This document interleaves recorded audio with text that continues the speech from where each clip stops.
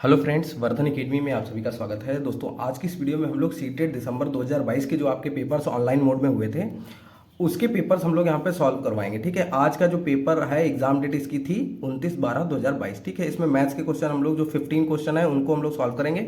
और देखिए, ये मैथ्स पेपर 1 है, इसके बाद वाली जो वीडियो होगी उसमें मैथ्स पेपर 2 29 तारीख का ही आ जाएगा। ठीक है, और जो इसकी पेडागोजी है, ठीक है, पेडागोजी के बारे में मैं आप लोगों से बस एक चीज कमेंट आप लोग कर दीजिएगा, क्या मैं पेडागोजी की अलग से वीडियो बना दूं, मतलब दो दो तीन तीन पेपर एक साथ करवा दूं। ठीक है, अगर आप लोग कहेंगे तो पेडागोजी का भी अलग से जो पोर्शन है वो तो पीडीएफ से ही करवाया जा सकता है। ठीक है, तो अगर आप लोग कहेंगे तो वो भी मैं आपको करवा दूंगा। तो चलिए आज की वीडियो स्टार्ट करते हैं। कोई और सवाल आपके मन में हो सीटेट 2023 से संबंधित वो भी आप लोग पूछ सकते हैं। ठीक है, तो पहला क्वेश्चन देखिए, एक पुस्तकालय में 5,690 पुस्तकें हैं। सोमवार के दिन विद्यार्थियों को 425 पुस्तकें पढ़ने के लिए दी गईं और उसी दिन 273 नई किताबें पुस्तकालय में जमा की गईं।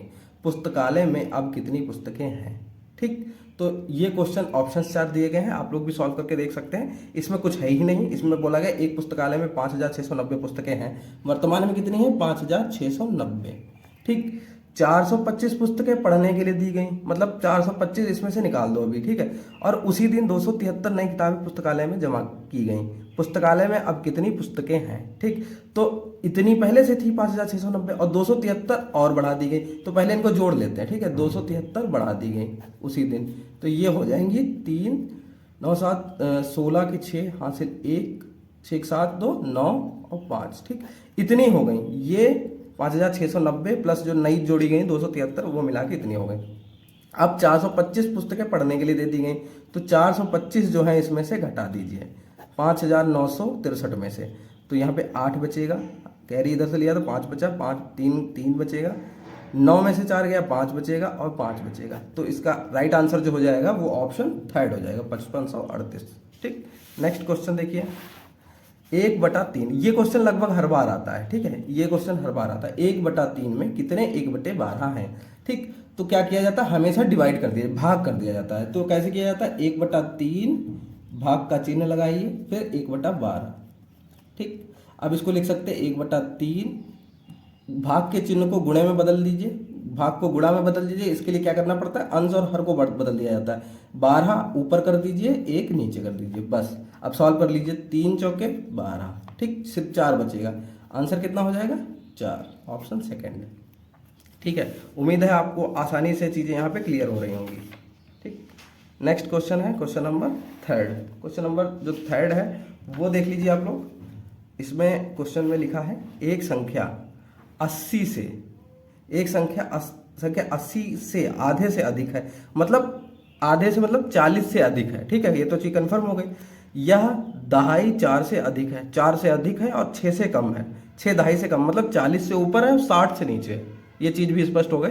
4 दहाई से अधिक मतलब 40 से ऊपर है, 6 दहाई से कम है मतलब 60 से कम है। ठीक है, इसके अंकों का योगफल 6 है, मतलब दोनों अंक जो है, 2 अंकों की संख्या है तो दोनों अंकों का योगफल 6 है। इसका दहाई का अंक इकाई के अंक का 2 गुना है। यह संख्या क्या है? ठीक है, तो इकाई का अंक, दहाई का अंक जो है इकाई के अंक से 2 गुना है, तो इसमें से कौन सा ऐसा है? दहाई का अंक इकाई के अंक का 2 गुना, 42 ही हो जाएगा। देखिए सारी चीजें ये कर रही हैं। 80 से अधिक है, 80 के आधे से अधिक मतलब 40 से अधिक भी है। ठीक, 4 से अधिक और 6 से कम, 6 दहाई से कम, ये भी सही है। ठीक है, इसके अंकों का योगफल 6 भी है और दहाई का अंक इकाई से 2 गुना है, ये सही आंसर हो जाएगा। ठीक, नेक्स्ट क्वेश्चन है, ये क्वेश्चन बहुत अच्छा है।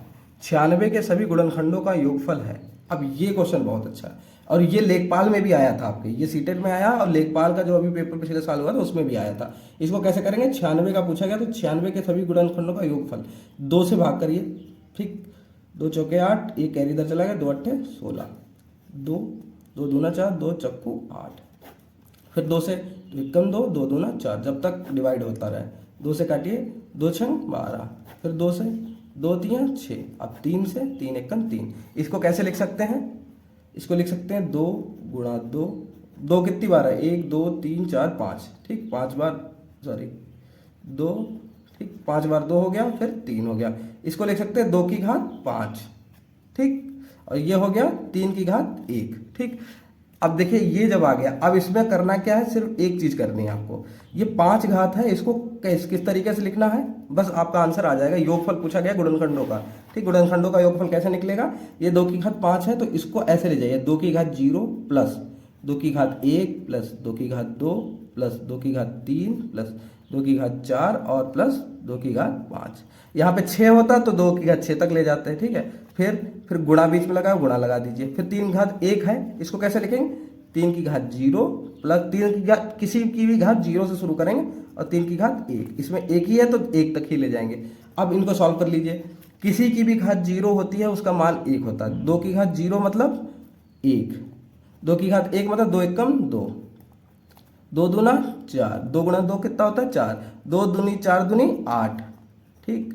फिर 2 दूनी 4 दूनी 8 दूनी 16, फिर यहाँ पे हो जाएगा 32, 2 की घात 5 हो जाता 32, ठीक है। उम्मीद है कि ये ओपन करना तो सभी को आता ही होगा, ठीक है, क्योंकि 2 की घात 5 है तो मतलब 2 गुणा 2 गुणा 2 गुणा 2 गुणा 2, 5 बार हो गया, गुणा करके देख लीजिए 32 ही आएगा, ठीक है। फिर यहाँ पे मल्टीप्लाई हो जाएगा, ये 3 की घात 0, किसी की भी घात 0 अभी यहाँ पे बताया तो 1 ही होता है, 3 की घात 1 मतलब 3, ठीक। अब इसको जोड़ लीजिए, 32 और 16 48, 48 और 10 58, 4 62, 1 63, ठीक है, 63। मल्टीप्लाई बीच में लगा, मल्टीप्लाई लगा दो, 3 1 4, मल्टीप्लाई करेंगे 3 चौके 12, कैरी 1 6 चौक 24 और 1 25, 252, ठीक। ऑप्शन कौन सा सही हो जाएगा, थर्ड वाला, ठीक है। नेक्स्ट क्वेश्चन देखते हैं आप। नेक्स्ट क्वेश्चन है क्वेश्चन नंबर 5। इसमें पूछा गया निम्नलिखित में से सबसे छोटी संख्या कौन सी है, सबसे छोटी संख्या। अब देखिए मल्टीप्लाई जब भी करते हैं तो क्या करते हैं, ये जो दशमलव है जितनी यहाँ पे घात होगी उतने अंक दाहिनी तरफ आ जाएगा, ठीक है। तो इसको कैसे लिख सकते हो, 5 9, ये लिखा है 3 घात है तो मतलब 5 9 8 5 3 है, यहाँ पे दशमलव है, 3 दाहिनी तरफ बढ़ेगा तो 1 2 3 यहाँ पे लग जाएगा, मतलब ये हो जाएगी संख्या, ठीक। पहली ये हो गई। दूसरे में क्या है, इसी तरीके से करिए, इसमें 4 के बाद लगेगी तो 1 2 3 और एक 0 और बढ़ाना पड़ेगा आपको, ठीक। तो मतलब ये हो जाएगा 6 5 9 5 और एक 0, ठीक। उसके बाद दशमलव लगाने का कोई मतलब ही नहीं, तो इतना 65,900 हो जाएगा सीधे सीधे। इसमें 5 करने हैं तो 2 तो ये हैं, ठीक, और 3 0 बढ़ा देने होंगे तो 343 0, ठीक।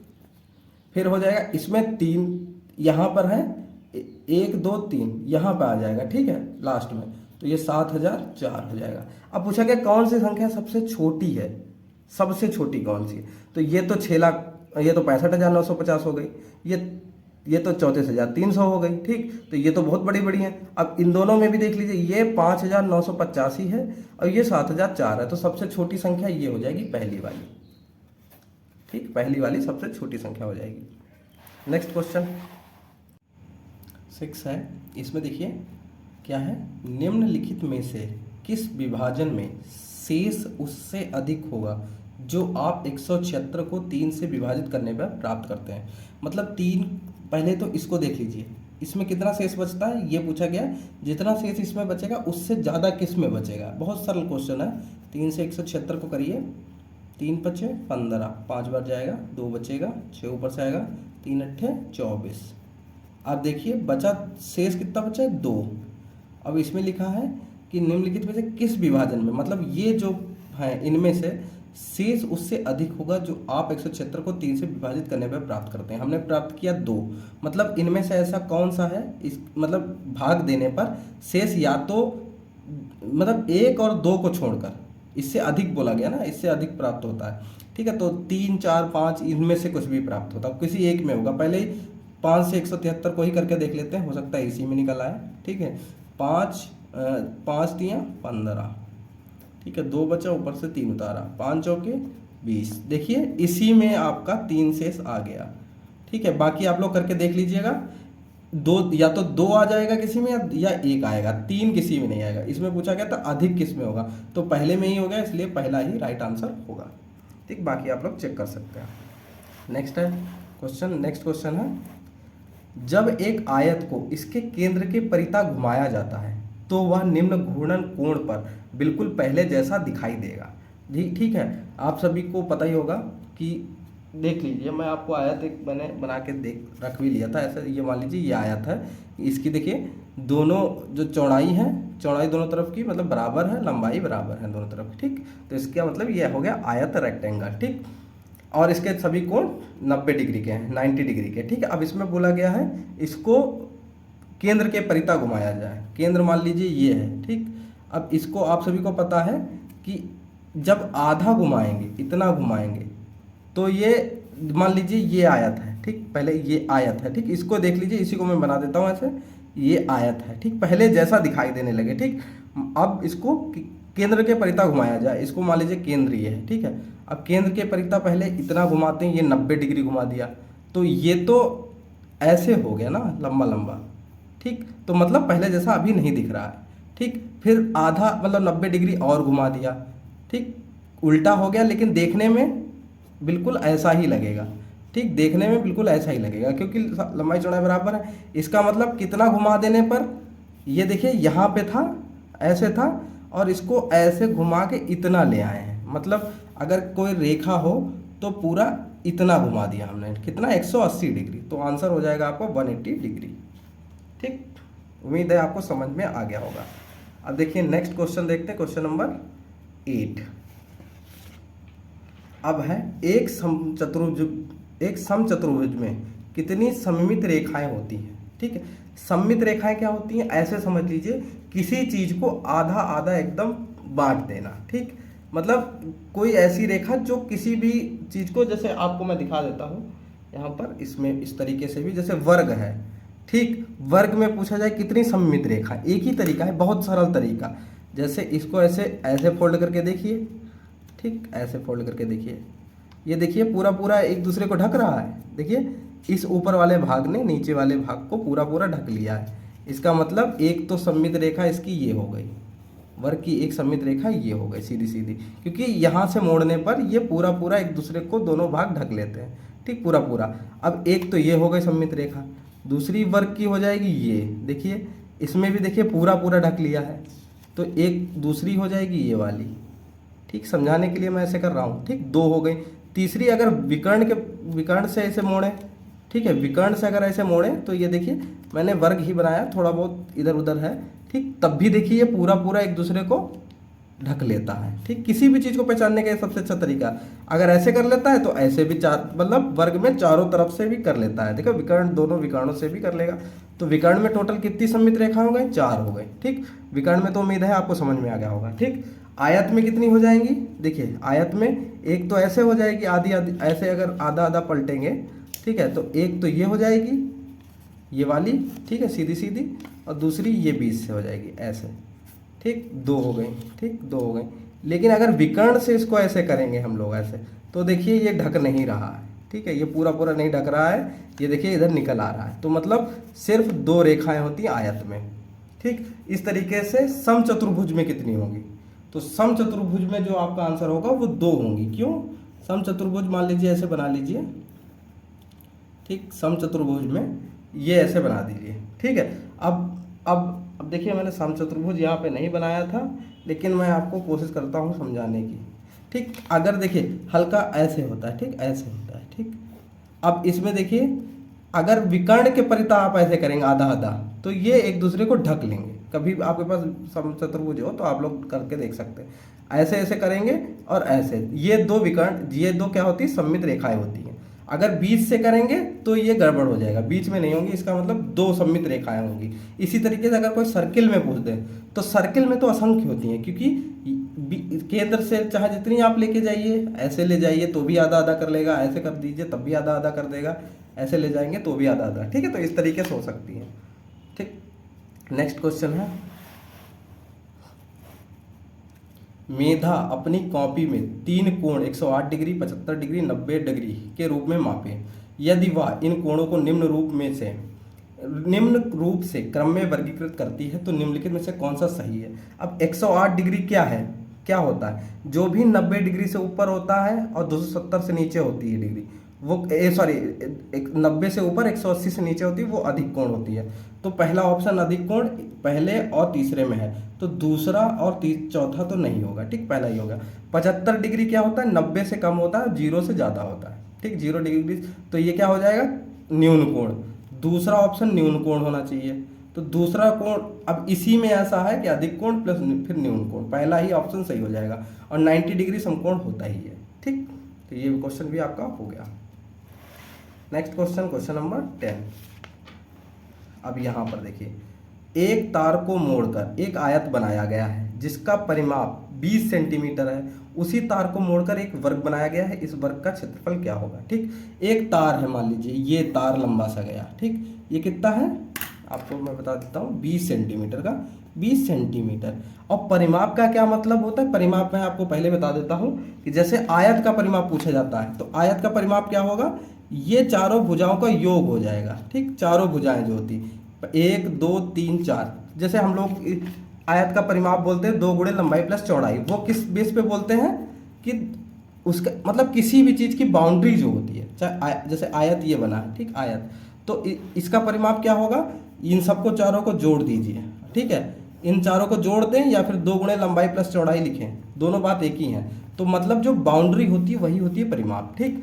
अब इसमें बोला गया है तार को मोड़कर एक आयत बनाया गया है जिसका परिमाप 20 सेंटीमीटर है, ठीक। तो 20 सेंटीमीटर है, ठीक है, तो परिमाप 20 सेंटीमीटर है, इसका मतलब तार पूरा 20 सेंटीमीटर लंबा है, सीधी सी बात, ठीक। उसी तार को मोड़कर एक वर्ग बनाया गया, मतलब वर्ग का भी परिमाप फिर 20 सेंटीमीटर ही होगा, क्योंकि परिमाप तो दिए गया 20 सेंटीमीटर, लंबाई तो पता ही है, ठीक। तो अगर वर्ग का क्षेत्रफल पूछा गया, ठीक, वर्ग का परिमाप कितना है, वर्ग का परिमाप पहले ही दे दिया गया, वर्ग का परिमाप बराबर क्या है, कितना है, 20 सेंटीमीटर, ठीक है। और वर्ग का परिमाप होता क्या है, 4 गुणा भुजा बराबर 20 सेंटीमीटर, 20, ठीक। तो भुजा बराबर कितना हो जाएगा, ये गुणा में है, इधर आएगा भाग में चला जाएगा 5, सॉरी 4, 4 से जब भाग दोगे 4 पंचे 20, भुजा आ गई 5 सेंटीमीटर, ठीक। अब पूछा गया है वर्ग का क्षेत्रफल, अब तो वर्ग का क्षेत्रफल आ ही जाएगा। वर्ग का क्षेत्रफल बराबर क्या होता है, वर्ग का क्षेत्रफल बराबर भुजा का स्क्वायर, ठीक है, साइड स्क्वायर होता है। भुजा कितनी है 5, स्क्वायर कर दोगे तो 5 गुणा 5 हो जाएगा, मतलब 25 सेंटीमीटर स्क्वायर। आंसर आ जाएगा आपका सेकंड, ठीक। तीसरा क्वेश्चन है, सॉरी 11वां क्वेश्चन है, निम्नलिखित तालिका को देखिए, ठीक है। इसमें स्टेशन दिया गया, पटना से प्रस्थान करेगी, कोलकाता तक जाना है अगले दिन, ठीक है। रेलगाड़ी 1, रेलगाड़ी 2, रेलगाड़ी 3 का समय दिया गया है, कब प्रस्थान करती है और कब पहुंचती है, ठीक। कौन सी रेलगाड़ी पटना से कोलकाता पहुंचने में सबसे कम समय लेती है, ये क्वेश्चन है कि कौन सी रेलगाड़ी पटना से कोलकाता पहुंचने में सबसे कम समय लेती है, बस इतना है। ऑप्शंस आपके सामने हैं, ये आप लोग देख सकते हैं, अपने आप भी सॉल्व करके देखिए, ठीक। अब मैं आपको बता देता हूँ, देखिए सबसे पहले तो आपको हिसाब लगाना है, 17:42 पे चली और 3:32 पे चली, 3:32 पे पहुँचती है, इसका मतलब 17, ये 24 घंटे वाला टाइम बता रहा है, ठीक है। तो 17:42 का मतलब है शाम के 5:42 या फिर 17:42 ही रखिए, 17:42 से 12 बजे रात का, मतलब 24 बजे तक का देखिए, 17 है, 18 19 20 21 22 23, 23:42 तक 6 घंटे हो जाएंगे, 6 घंटे, और 24 बजने के लिए 18 मिनट और, ठीक, 18 मिनट ये और होगा, मतलब 17:42 से लेकर रात के 12 बजे तक 6:18 हो गया, मतलब 6 घंटे 18 मिनट ये समय हो गया। और 12 बजे से 3:32 तक 3:32 ये हो गया, इन दोनों का अगर जोड़ देंगे तो ये कितना हो जाएगा, 6 3 9 50, 9 घंटा 50 मिनट ये पहली गाड़ी ने लिया है, 9 घंटा 50 मिनट लिया। अब 20:45 से लेकर 12 बजे मतलब 24 बजे तक, 24 बजे रात का 12 बज जाएगा, तो 24 बजे तो 21 22 23, 3 घंटा 15 मिनट तो यहाँ हो गया रात के 24 बजे मतलब रात के 12 बजे तक, और 5 15 ये है, तो ये दोनों जोड़ेंगे तो 5 3 8 और ये 15 15 30, तो 8 घंटा 30 मिनट। इन दोनों की अपेक्षा देखा जाए तो रेलगाड़ी 2 ने कम समय लिया। इसमें देख लीजिए 21 10 है, 22 23 मतलब 2 घंटा 50 मिनट तो इसने ले लिया, ठीक, 2 घंटा 50 मिनट, और ये 6:55 ऑलरेडी है, ठीक। इसमें कितना हो जाएगा, ये 55 5 ये 5 इधर जुड़ जाएंगे, 50 है, या 5 इधर जुड़ जाएंगे तो 55 और 5 60 हो जाएगा, 1 घंटा पूरा पूरा जुड़ जाएगा।